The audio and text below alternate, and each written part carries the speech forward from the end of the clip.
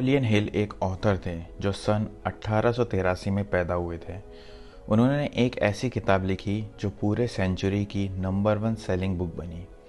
इस किताब का नाम है थिंक एंड ग्रो रिच। ये किताब पर्सनल वेल्थ के बारे में है और इसमें उन्होंने कई सक्सेसफुल लोगों का एनालिसिस किया, जैसे John D Rockefeller, Henry Ford, Thomas Edison और अलेक्जेंडर ग्राहम बेल जैसे कई सक्सेसफुल लोगों का एनालिसिस किया। नेपोलियन हिल ये समझना चाहते थे इन लोगों के पास इतना सक्सेस और पैसा क्यों था जबकि बाकी लोग स्ट्रगल करते थे। तब उन्होंने डिसाइड किया कि वो इन सक्सेसफुल लोगों की लाइफ और माइंडसेट का स्टडी करेंगे और फिर अपने फाइंडिंग्स एक किताब में लिखेंगे। किताब पुरानी है लेकिन इसके प्रिंसिपल्स अभी तक वर्क करते हैं। चाहे ये बुक 87 साल पहले लिखी गई हो, लेकिन इसमें जो प्रिंसिपल्स हैं वो आज भी रेलेवेंट हैं। इस किताब में 13 पावरफुल प्रिंसिपल दिए गए हैं जो आपको सक्सेस और वेल्थ की तरफ ले जा सकती है। तो चलिए बिना टाइम वेस्ट किए शुरू करते हैं। पहला प्रिंसिपल, डिज़ायर। किसी भी गोल को अचीव करने का सबसे पहला और ज़रूरी स्टेप होता है एक क्लियर पर्पस के साथ उसे पाने की प्रबल इच्छा, यानी बर्निंग डिज़ायर। नेपोलियन हिल कहते हैं कि अगर आपके पास एक स्ट्रॉन्ग डिज़ायर है तो उसे रियलिटी में बदलने के 6 क्लियर स्टेप फॉलो करने चाहिए। स्टेप नंबर 1, पहले ये डिसाइड करो कि तुम्हें एग्जैक्टली कितने पैसे चाहिए। एक स्पेसिफिक अमाउंट सेट करके रखो, जैसे 10 लाख या 1 करोड़। स्टेप 2, सोचो कि उस पैसे के बदले तुम क्या देने के लिए तैयार हो, जैसे कि अपना टाइम, मेहनत, सर्विस या फिर स्किल। स्टेप 3, एक एग्जैक्ट डेडलाइन फिक्स करो, कब तक तुम ये पैसे कमा लोगे, जैसे कि 6 महीने या दिसंबर तक। स्टेप 4, एक प्लान बनाओ और तुरंत एक्शन लेना शुरू करो, चाहे तुम प्रिपेयर्ड फील करो या ना करो। स्टेप 5, स्टेप 1 से लेके 4 तक को एक क्लियर स्टेटमेंट में लिखो, शॉर्ट, पावरफुल और इमोशनल वर्ड्स में। स्टेप 6, उस स्टेटमेंट को हर सुबह उठते ही और रात को सोने से पहले ज़ोर से पढ़ो और पढ़ते वक्त ये महसूस करो कि जैसे तुम उस गोल को ऑलरेडी अचीव कर चुके हो। नेपोलियन हिल इस बुक में एक चैप्टर में कहते हैं, अगर तुम्हारे अंदर एक आग जैसी इंटेंस डिज़ायर नहीं है पैसे कमाने की, तो तुम कभी भी बड़े लेवल पर सक्सेसफुल नहीं हो पाओगे। एडविन सी बार्न्स और थॉमस एडिसन की कहानी। एक बार एडविन सी बार्न्स नाम का एक आदमी न्यू जर्सी में आया एडिसन के साथ बिजनेस पार्टनर बनाने के लिए, लेकिन प्रॉब्लम ये थी एडिसन उसे जानता भी नहीं था। पर बार्न्स के मन में ये एक विश अकेली नहीं थी, ये उसकी एक बर्निंग डिज़ायर थी जो हर हाल में उसे पाना था। एडिसन ने उसे एक जॉब दे दी, लेकिन बिजनेस पार्टनर बनाने वाली नहीं, बल्कि एक छोटी सी नौकरी दी। बार्न्स को बड़ा बनना था, एडिसन का इक्वल पार्टनर, कोई एम्प्लॉय नहीं। बार्न्स ने 5 साल तक छोटी छोटी जॉब की बिना कंप्लेन किए। फिर एक दिन एडिसन ने एक न्यू इन्वेंशन बनाया जिसका नाम था एडोन, लेकिन एडिसन के सेल्स टीम ने बोला ये प्रोडक्ट नहीं बिकेगा। बार्न्स को एक मौका दिखा अपने आप को साबित करने का। उसने इस चांस को पकड़ा और एडिसन को बोला, मैं इसे बेच के दिखाऊंगा। उसने एक स्ट्रॉन्ग सेल्स प्लान बनाया और प्रोडक्ट को मार्केट में ले गया। जब प्रोडक्ट लॉन्च हुआ तो प्रोडक्ट सुपरहिट हो गया और एडिसन ने फाइनली बार्न्स को अपना बिजनेस पार्टनर बना लिया। इस कहानी में बार्न्स के पास था एक क्लियर गोल, एक बर्निंग डिज़ायर और हर हाल में उसे पूरे करने का एक डिटर्मिनेशन। उसने छोटी जॉब से शुरुआत की, पेशेंस रखा, अपॉर्चुनिटी पर फोकस किया और फाइनली अपना सपना पूरा किया। Principal 2, faith. फेथ यानी विश्वास एक ऐसी स्टेट ऑफ माइंड है जहां आपके थॉट्स और डिज़ायर फुल कॉन्फिडेंस के साथ मिल जाते हैं। जब ऐसा होता है तब आप अपनी सोच और विश्वास से उस शक्ति को जगाते हो जो सब कुछ संभव बना सकती है। तब पूरा ब्रह्मांड भी आपकी मदद करता है। अगर आपके पास फेथ नहीं हो तो क्या होता है? आपको अपने गोल्स नामुमकिन लगने लगते हैं। आपका सबकॉन्शियस माइंड उस गोल को शुरू होने से पहले ही रिजेक्ट कर देता है। आप खुद को कहने लगते हो ये मेरे से नहीं होगा। नेपोलियन हिल की सेल्फ कॉन्फिडेंस फार्मूला के 5 राज हैं। पहला, आपको एक्सेप्ट करना होगा कि आपके अंदर वो पोटेंशियल है जिससे आप अपना गोल अचीव कर सकते हो। दूसरा, जो थॉट्स आपके माइंड में बार बार आते हैं वो एक दिन फिजिकल रियलिटी बन जाती है। तीसरा, जिस इच्छा को आप अपने दिमाग में बार बार सोचते हो वो रियलिटी बनने का रास्ता ढूंढता रहता है।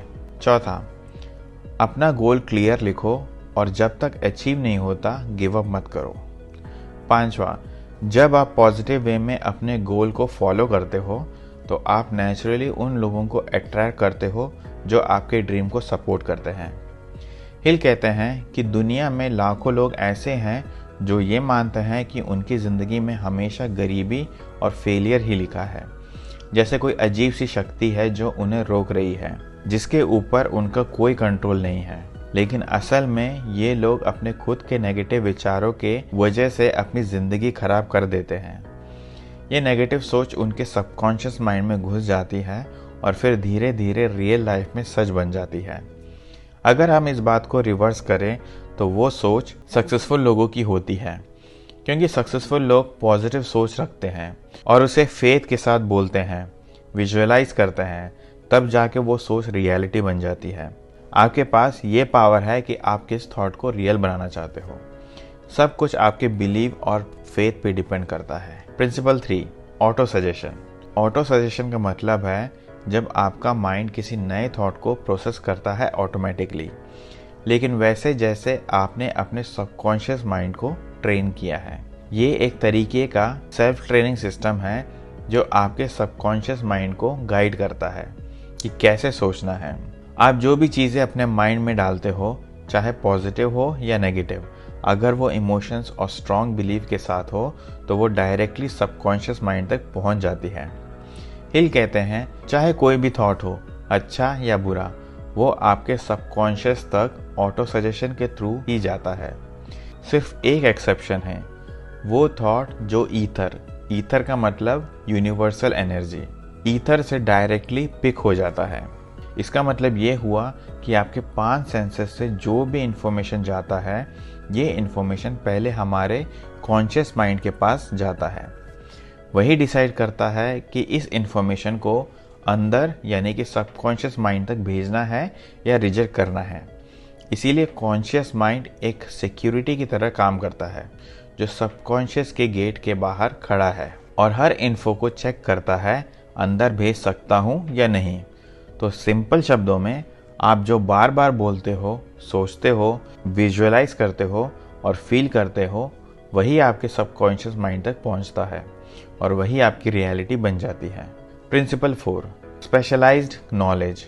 हिल कहते हैं कि जनरल नॉलेज यानी हर चीज़ का थोड़ा थोड़ा ज्ञान पैसा कमाने में ज़्यादा काम नहीं आता, लेकिन एक नीश या स्पेसिफिक सब्जेक्ट में ऑर्गेनाइज्ड और फोकस नॉलेज हो तो वो आपको रिच बना सकता है। एंड्रयू कार्नेजी, जो दुनिया के सबसे अमीर आदमियों में से एक थे, उन्होंने कहा, मुझे स्टील इंडस्ट्री के टेक्निकल पार्ट्स के बारे में कुछ नहीं पता था और मुझे उसमें इंटरेस्ट भी नहीं था, फिर भी वो सक्सेसफुल हुए। क्यों? क्योंकि उनके पास था एक मास्टरमाइंड ग्रुप जिसमें हर एक एक्सपर्ट किसी न किसी फील्ड का स्पेशलिस्ट था। उन्होंने उन्हीं एक्सपर्ट से नॉलेज लेके अपने स्टील बिजनेस एम्पायर खड़ा किया। इसमें हमको सीख क्या मिलती है? आपको हर चीज़ खुद सीखने की ज़रूरत नहीं है, आपको सिर्फ ये पता होना चाहिए कि आपको क्या चाहिए और कौन से एक्सपर्ट से वो काम कराना है। आप अगर एक टीम बना पाओ जिसमें सबके पास स्पेशलाइज स्किल हो तो वही टीम आपके सपनों को बिजनेस और सक्सेस में बदल सकती है। Principal 5, imagination.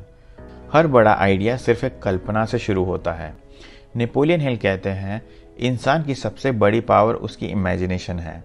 जो चीज़ें आज दुनिया में सक्सेसफुल है वो सब किसी के दिमाग के एक सिंपल आइडिया से ही स्टार्ट हुई थी। 2 तरह की इमेजिनेशन होती है। पहला, सिंथेटिक इमेजिनेशन। ये इमेजिनेशन होती है जब आप पास्ट एक्सपीरियंस, आइडियाज़ या ऑब्जर्वेशन को मिला के कुछ नया सोचने की कोशिश करते हो, जैसे किसी एग्जिस्टिंग आइडिया का नया वर्जन बनाना। दूसरा, क्रिएटिव इमेजिनेशन। ये तब होती है जब आइडिया बिल्कुल स्क्रैच से आता है, बिना किसी पुरानी सोच से इन्फ्लुएंस हुए। ये मोस्टली तब होता है जब आपको कोई गट फीलिंग, इंस्पिरेशन या इंट्यूशन से एक नया थॉट स्ट्राइक करता है। अब सवाल आता है, कैसे बढ़ाए अपनी इमेजिनेशन पावर? जब आपका डिज़ायर स्ट्रांग होता है तो आपका माइंड ऑटोमेटिकली उस गोल पे फोकस हो जाता है। आप हर चीज़ को एक नई नज़र से देखते हो और नए थॉट्स क्रिएट करना शुरू कर देते हो। ये वही कॉन्सेप्ट है जो ऑटो सजेशन के प्रिंसिपल से जुड़ा हुआ है।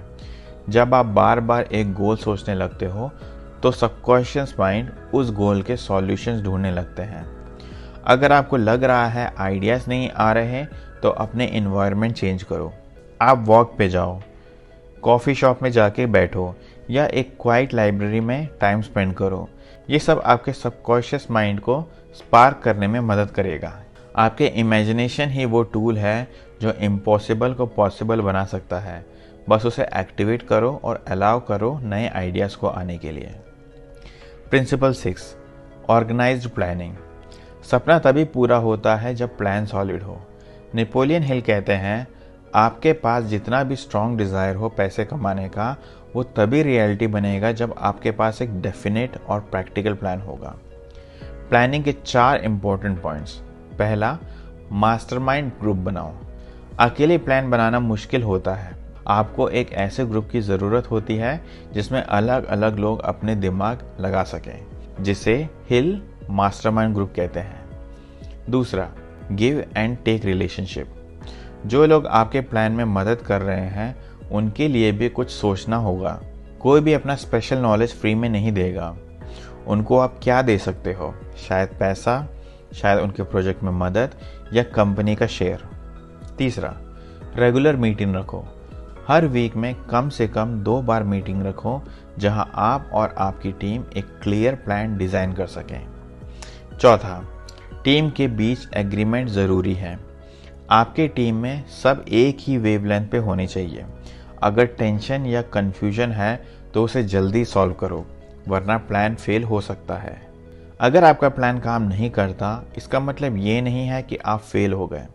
हिल कहते हैं, अगर फेलियर आया है तो इसका मतलब है कि प्लान स्ट्रांग नहीं था। आपको बस प्लान बेटर बनाना है।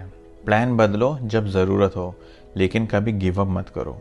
नेपोलियन हिल कहते हैं, अगर आपको सक्सेस नहीं मिल रहा तो ज़रूरी है कि आप अपना प्लान अडेप्ट करो, बदलो या अपने मास्टरमाइंड ग्रुप को रिडायरेक्ट करो। A winner never quits and a Quetta never win. ज़्यादातर ग्रेट लीडर्स पहले फॉलोअर्स ही थे, लेकिन वो इंटेलिजेंट फॉलोअर्स थे जो सीखते रहे, ऑब्जर्व करते रहे और एक दिन लीडर बन गए। लीडरशिप के 11 इंपॉर्टेंट क्वालिटीज़।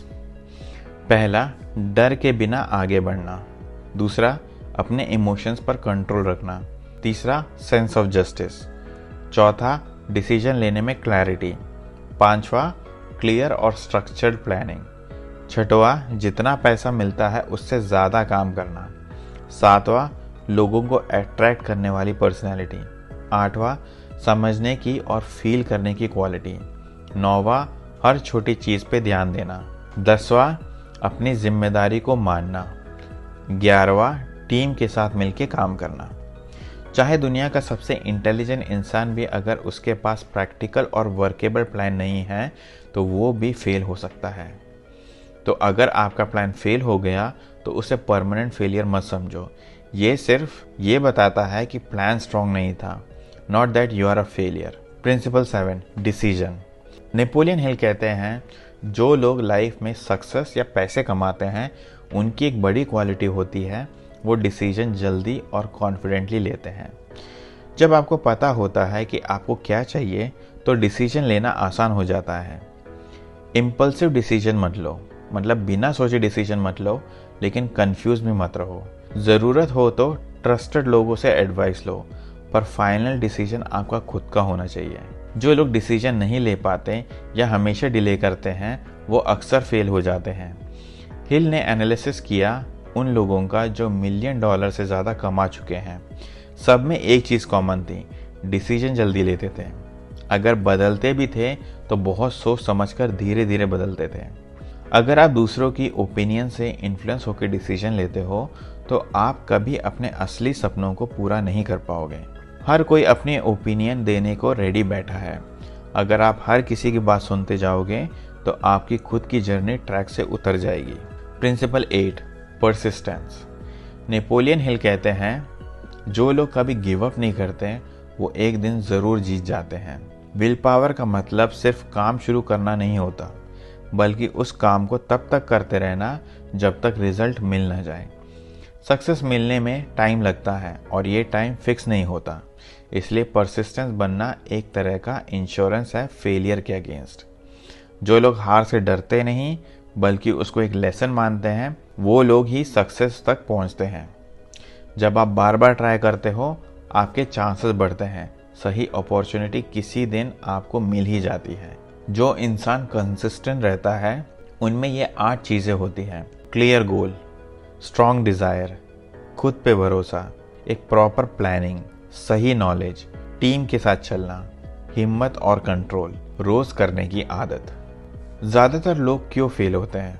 वो हार जाते हैं क्योंकि वो हार को परमानेंट मान लेते हैं। वो लोग जो साइड में खड़े होकर सिर्फ देखते हैं, उनका सिर्फ एक काम होता है, गिव अप करना। पर जो कंसिस्टेंट होते हैं वो कभी नहीं रुकते। प्रिंसिपल 9, मास्टरमाइंड ग्रुप का पावर।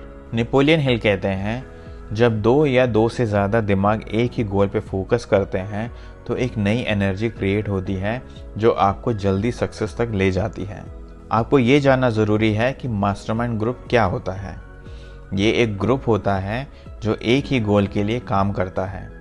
सब मेंबर्स अपना नॉलेज और आइडिया शेयर करते हैं और सब लोग एक दूसरे को सपोर्ट और इनकरेज करते हैं। मास्टरमाइंड के 2 पावरफुल एडवांटेज। पहला, इकोनॉमिक पावर। जब आप ऐसे लोगों के साथ हो जो आपकी ग्रोथ में जेन्युइनली इंटरेस्टेड है, तो आपको फ्री में गाइडेंस, आइडियाज़ और सपोर्ट मिलता है। ये आपका टाइम और पैसा दोनों बचाता है। दूसरा, स्पिरिचुअल पावर। जब माइंड एक ही डायरेक्शन में सोचने लगते हैं तो एक स्पिरिट ऑफ हार्मोनी बन जाता है जो आपको और तेज़ आगे बढ़ने में हेल्प करता है। एंड्रयू कार्नेजी, जो कि एक वर्ल्ड फेमस स्टील बिजनेसमैन हैं, उनके पास 50 लोगों की एक मास्टरमाइंड टीम थी। उन लोगों ने मिलकर प्लानिंग, मैन्युफैक्चरिंग और मार्केटिंग संभाली। कार्नेजी कहते हैं, मेरा पूरा सक्सेस सिर्फ मास्टरमाइंड ग्रुप की वजह से है। Principle 10, the mystery of sex transmutation. Napoleon Hill कहते हैं, दुनिया के सबसे सक्सेसफुल लोग वो होते हैं जिनमें स्ट्रॉन्ग सेक्स एनर्जी होती है, लेकिन उन्होंने उस एनर्जी को रिडायरेक्ट करना सीख लिया होता है अपने गोल्स की तरफ। सेक्स ट्रांसम्यूटेशन का सिंपल मतलब है अपने अंदर की सेक्सुअल एनर्जी को किसी और प्रोडक्टिव काम जैसे सक्सेस, आर्ट, बिजनेस या लीडरशिप में बदल देना।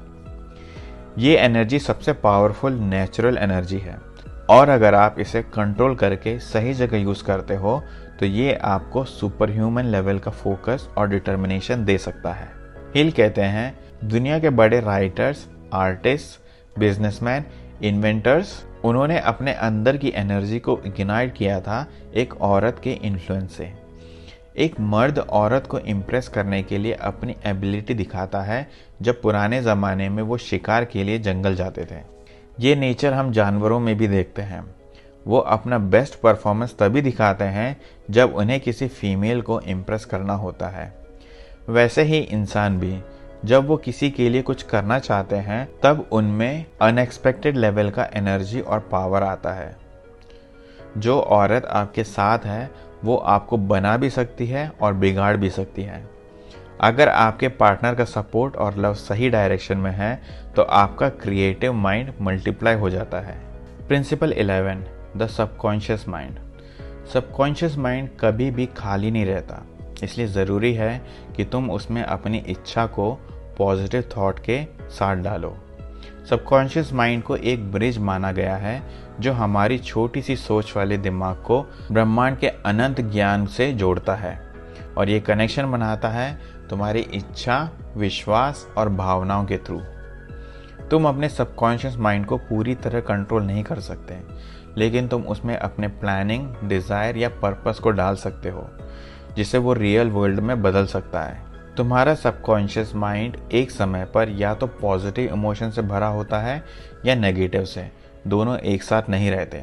इसलिए तुम्हारी जिम्मेदारी है कि तुम्हारा दिमाग हमेशा पॉजिटिव इमोशन से भरा हो। पॉजिटिव इमोशन जैसे इच्छा, विश्वास या उत्साह। नेगेटिव इमोशंस जैसे डर, जलन, नफरत या गुस्सा। इसे एक एग्जाम्पल से समझते हैं। जैसे ब्रेड बनाते वक्त यीस्ट उसमें एक एक्शन लेता है, मतलब फर्मेंटेशन करता है, वैसे ही तुम्हारे इमोशंस सबकॉन्शियस माइंड को एक्टिवेट करता है। अगर इमोशन सही है तो सबकॉन्शियस माइंड भी सही डायरेक्शन में काम करेगा। Principle 12, the brain. तुम्हारे दिमाग के अंदर जो सोचने की पावर और वाइब्रेशंस होती है वो हमारी आंखों से नहीं दिखाई देती, बल्कि उस रेडियो सिग्नल की तरह होती है जो तभी मिलती है जब हम सही फ्रीक्वेंसी पर होते हैं। कुछ वाइब्रेशंस बहुत हाई लेवल के होते हैं जो सिर्फ ईथर यानी हवा में घूमती इनविजिबल एनर्जी के थ्रू एक दिमाग से दूसरे दिमाग तक जाती है। विचार भी एक तरह की एनर्जी होती है जो बहुत हाई स्पीड से वाइब्रेट करते हैं। जब कोई थॉट स्ट्रॉन्ग इमोशन जैसे लव, डिज़ायर, फियर या एक्साइटमेंट के साथ होती है तो उसकी वाइब्रेशन और ज़्यादा पावरफुल हो जाती है। ये स्ट्रॉन्ग थॉट वेव्स दूसरे ब्रेन तक पहुंचती है जैसे एक रेडियो ब्रॉडकास्ट करता है। हिल कहते हैं सबकॉन्शियस माइंड तुम्हारे ब्रेन का सेंडिंग स्टेशन है। यहाँ से तुम्हारे थॉट्स ईथर में ब्रॉडकास्ट होते हैं। क्रिएटिव इमेजिनेशन तुम्हारे ब्रेन का रिसीविंग स्टेशन है। यहाँ पर ईथर से वापस थॉट सिग्नल मिलते हैं। अगर तुम्हारा दिमाग पॉजिटिव इमोशन के साथ वाइब्रेट कर रहा है जैसे स्ट्रॉन्ग डिज़ायर, फेथ, लव, तो तुम्हारी सोच पावरफुल बन जाती है। वो ईथर में ब्रॉडकास्ट होते हैं, फिर तुम्हारे दिमाग नए आइडियाज़, इंस्पिरेशन या सॉल्यूशन रिसीव करते हैं, जिसे हिल कहते हैं infinite intelligence. Principle 13, the sixth sense. Sixth sense का मतलब है तुम्हारा गट फीलिंग या अंदर से आई एक इंस्टेंट फीलिंग या सिग्नल जो बिना किसी लॉजिक के तुम्हें एक आइडिया, वार्निंग या गाइडेंस देता है। सिक्स्थ सेंस क्या करती है? ये तुम्हारे क्रिएटिव इमेजिनेशन का रिजल्ट होता है। जब तुम्हारा सबकॉन्शियस माइंड ईथर से आइडियाज़ या नॉलेज रिसीव करता है तो वो थॉट्स तुम्हारे दिमाग में एक फ्लैश या इंट्यूशन के फॉर्म में आता है। कभी कभी तुम सडनली फील करते हो मुझे लग रहा है ये सही है, या फिर ये आइडिया बस अचानक दिमाग में आ गया, या फिर मुझे अंदाज़ा है इस पाथ को फॉलो करना चाहिए। इसी को सिक्स्थ सेंस कहते हैं। हिल ने ये चैप्टर इंक्लूड किया क्योंकि ये बुक एक कंप्लीट लाइफ फिलॉसफी देती है जिसमें तुम अपने डिज़ायर को आइडेंटिफाई करते हो, उसे एक्शन में कन्वर्ट करते हो और लास्ट में सिक्स्थ सेंस के थ्रू लाइफ का डीप अंडरस्टैंडिंग पाते हो। तुम्हें सेल्फ अवेयरनेस दुनिया को समझाने और नेचर के रूल्स के साथ अलाइन रहने में मदद करती है। जब तुम अपने स्ट्रॉन्ग इच्छा के साथ अपनी जर्नी शुरू करते हो तो सिक्स्थ सेंस तुम्हारा फाइनल गाइड बन जाता है। ये तुम्हें अंदर के वॉइस को एक इनफाइनाइट इंटेलिजेंस से जोड़ के रखता है। ये प्रिंसिपल थोड़ा स्पिरिचुअल और डीप है, इसलिए एक बार पढ़ के समझना मुश्किल हो सकता है। हिल कहते हैं अच्छी किताब बार बार पढ़ो, तब जाके तुम उसका एक एसेंस समझ पाओगे। सिक्स्थ सेंस तुम्हारे अंदर का जीपीएस सिस्टम है जो यूनिवर्सल इंटेलिजेंस से कनेक्टेड है। जब तुम अपने गोल्स पर कंसिस्टेंटली काम करते हो तो ये सिक्स्थ सेंस तुम्हारे सही टाइम पे इंस्पिरेशन, वार्निंग या आइडियाज़ के ज़रिए गाइड करती है। मैं उम्मीद करता हूँ आपको ये बुक की समरी पसंद आई होगी। हम मिलते हैं अगले वीडियो में। इस चैनल को लाइक और सब्सक्राइब करना ना भूलें। धन्यवाद।